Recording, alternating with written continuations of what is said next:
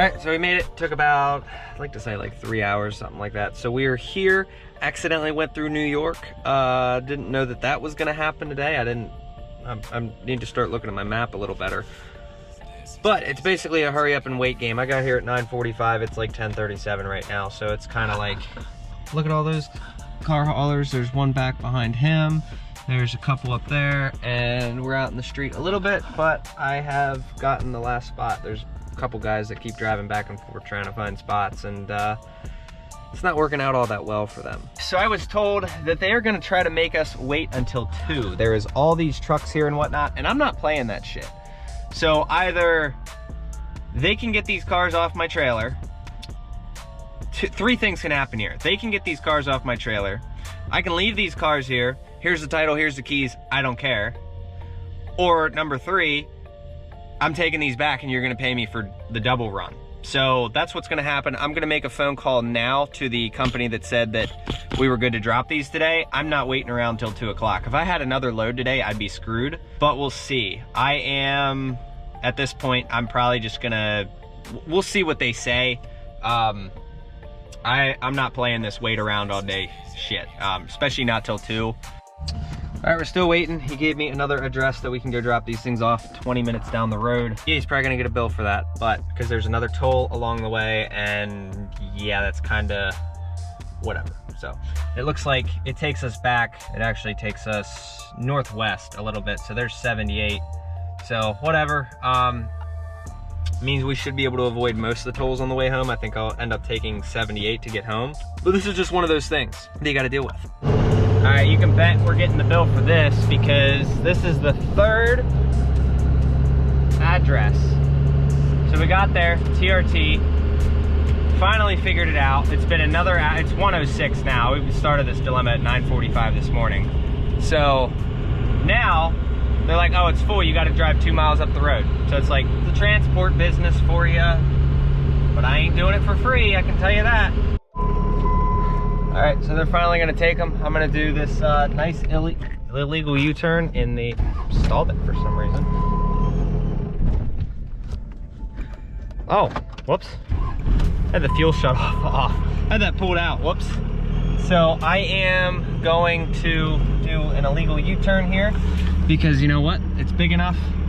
And we'll wait for this guy to go. And then we are gonna pull into their lot. Like you can see, New Jersey drivers do this illegal shit all the time. So whatever, we just gotta pull into there. So, what a day. They're finally gonna unload me. And there we go. Finally happy. Dude, I've been dealing with this since 9:45 in the morning when I pulled up to the first place. This is place number 3 and they're finally taking them. All right, many hours later, we can finally get these things. It's a shame it's a nice day outside and this thing's all covered. So let's start taking all of the straps off and hopefully we'll be able to get out of here. This load pays pretty decent. I'm gonna try to get more out of it because of all the BS that I've been dealing with. So 2 different addresses, added tolls. Ridiculous. But this is the life of truck drivers, so whatever. All right, they are all 3 ready to come down. This is probably the worst one I've had in a while. I'd rather have a breakdown than deal with this BS, but unfortunately I'll probably deal with a breakdown and this. So he's gonna get their forklift. Here they all are. Just watch that suspension come up real quick. Oh man, what do you guys think I should charge for this? What would your company charge if they had you running around like this? Let me know down in the comments. Oh yeah, it's not too bad. At least these guys offload with a forklift. It's a shame. I like these. It's a shame somebody tore it up. Also, we were looking at the weight on these. I thought I was going to be over a little bit. Apparently, between everything, it's still in the 10,000 pound range, so I'm still underweight with these. which is pretty nice.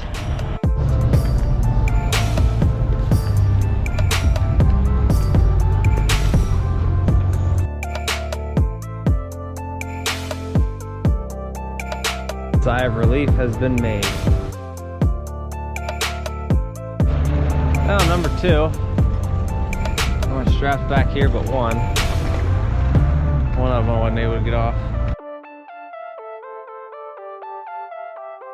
So tired of seeing these things on here. Oh, that's salt.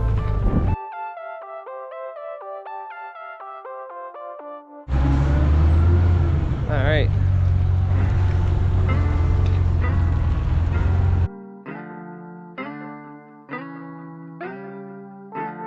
Yeah, we really tucked her in there.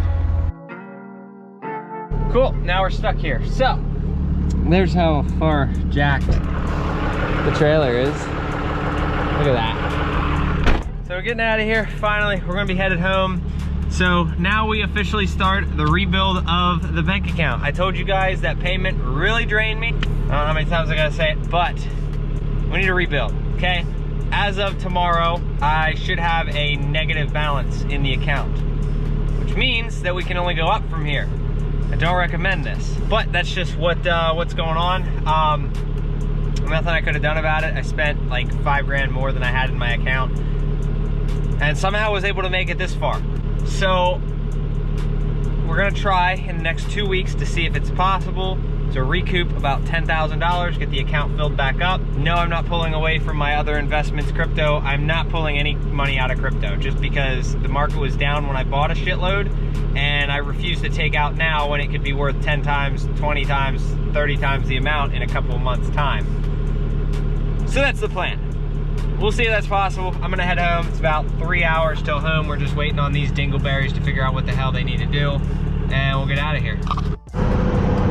Look, DOT is picking on semi-trucks in Pennsylvania because that's what they do. We got nothing better to do than put truckers' lives in danger, because let's pull them over on the side of the road where all this traffic is dangerous. All right, well, we made it back.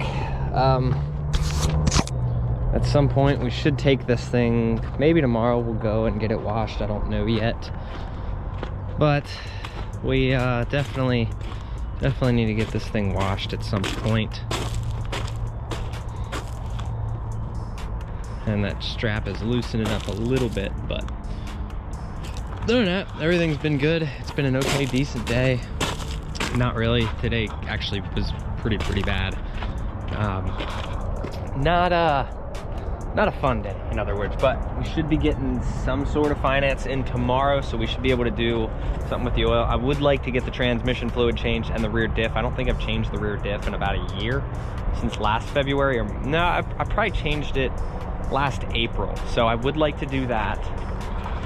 Shout out to this diff for just completely taking all the abuse I throw at it. But yeah, stuff like that, so this thing will need cleaned. We'll see what we get done on the trailer tomorrow, but as you guys can see just how filthy and salty like the entire setup is.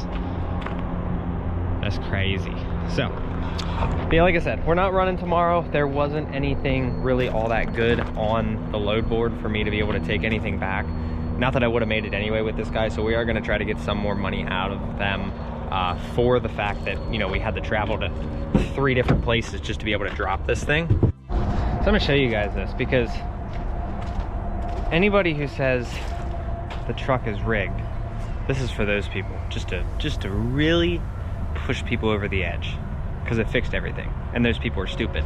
But I finally rigged something for everybody that said, you know, things are rigged to the battery terminals. I finally had one melt on me, and I don't exactly have the money to order one till tomorrow, so I'm gonna order all new battery terminals tomorrow. Which I may just not even do this side. I may just leave the factory ones over here, because these are actually holding up pretty well. So I may just order for this side. Those are the ones that go across, and then they have like little inserts on each one of them. So I'll order them, and then that'll work. So looks like we're blowing a little bit of oil out the dipstick tube, you can see it's draining down. So this engine's been putting in some serious work. No complaints, but the engine bay looks a lot cleaner. Everything's organized. The only thing we have is those two hoses there. I do need to fix the exhaust leak on the manifold. I do need to fix the oil leak in the front and the rear of the engine. There's soot everywhere, but who cares? Because it's making money. That's all that matters. You know, if it was, I'll be honest though, if it was not for this truck, I'd have never made that payment, and I'd have probably gotten in some serious legal trouble because I didn't make that payment. But I'm glad that I was able to do that. So besides that, we'll get new battery terminals. I'm gonna run this till I can afford to get new ones. Like, it literally, like, I was cranking this thing after getting the filters and it just melted it. 1 minute everything worked and then just everything shut off. So whatever. Grab some gloves. We will put these things, we're gonna put them on the trailer. And also, I got a comment about this the other day about greasing my fifth wheel. I'm gonna show you. You guys can see this. Okay, here's my fifth wheel kingpin. See how there's no grease up here? That's because that's how it's supposed to be. Now you're probably thinking, you can't do that. Metal on metal. Bullshit. This lube plate. This is like plastic or something, but this is Reese's product, and this actually works really, really good. So there's lube. You have to grease the jaws, but not the skid plate itself. So this is not metal. Like, you can hear that that's plastic. So this is basically like, I was running lube plates on that before, and then I went and bought one of these because this is actually permanent. So I like this, and then it also screwed down the bolts, like it rides along them, so it sanded my bolts down. No, don't grease that. If you grease that, I don't know why they say don't, but you're not supposed to. So as I was stating in the last video, to basically help you guys out that are trying to get into this industry, I went through a couple of videos before. I've been trying to give you guys good advice on things and advice from other people. So what I'm gonna say about that is, okay, I get a lot of questions. Why do I run the 12 up? I know I've said it before, but when this engine failed, I didn't have the money to actually put another common rail engine in it. That was back when I started Hotshot, and I was like 4 months behind on all my bills. I got caught up on everything, and then, you know, time went on, and I was never good financially. So ultimately I was always paycheck to paycheck when I did Hotshot the first time. I was never good with finances like I am now. Before the engine went out, 443,000 miles, you know, all that bullshit, I put a 12 valve in it. Now, why I did that, I didn't expect to get back into Hotshot, but because I did the 12 valve swap, I can run paper logs, for one. Two, engines are cheap. I can get this engine for in between $1,500 and $2,000 on Marketplace all day for around 200,000 miles, and they last. They last very well. This engine has, I doubt there's any oil on the dipstick right now, and it just does what it needs to do. It's insane. Easy to maintenance, cheap to maintenance, makes great power, pulls a lot better than my common rail ever did, especially with the VGT turbo. I don't have an EGT gauge on this thing. I've overheated this thing many times, 240 some degrees, 1800 EGTs. It just does what I need it to do. We'll see if I get more miles out of it, but that's ultimately why I do that. Now, people are gonna tell you, oh, it's illegal to swap a older engine into a new truck. Yes and no. One, it depends on the state you're in. Two, that is EPA related, not DOT related. DOT cannot give you any shit for having an older engine in a new truck. They cannot do it. This is an 04 with a 96 engine. DOT can't say shit about it. As long as you have proof that it's done and why you're running the paper logs, they can't do anything. That's all up to the EPA and your state law enforcement. So it might bother some cops, but it's at the end of the day, this setup is completely legal for what I do. Yes, it is operating in a gray area. You know, sometimes officers will give you issues for certain things. It's a dually with a 9,000 pound GVWR. It has a 12 valve in it. It's two-wheel drive swapped, so it has a two-wheel drive transmission, no transfer case, because transfer cases are garbage and they explode randomly, and it pisses me off that I had to buy a fourth one, because the third one I felt like was going to go out. I don't know if it's going to, but I had a fourth one as a spare. It's still for sale.